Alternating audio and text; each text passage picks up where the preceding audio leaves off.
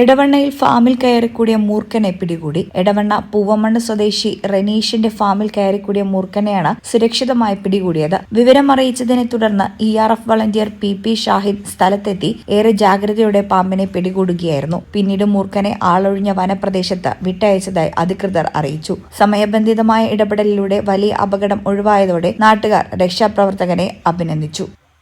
ഈ channel Edavanna. BSc optometry ഒരു professional കോഴ്സാണ്. ഇതൊരു പ്രാക്ടിക്കൽ ഓറിയന്റഡ് കോഴ്സും കൂടിയാണ്. ക്ലാസ്സിൽ പഠിക്കുന്നതിനേക്കാൾ ക്ലിനിക്കൽ എക്സ്പോഷർ കൂടുതൽ വേണ്ടൊരു മേഖലയും കൂടിയാണ്. അൽസലാമ ഐ ഹോസ്പിറ്റലിൽ ആവശ്യത്തിലധികം ക്ലിനിക്കൽ എക്സ്പോഷർ നമുക്ക് ലഭിക്കുന്നുണ്ട്.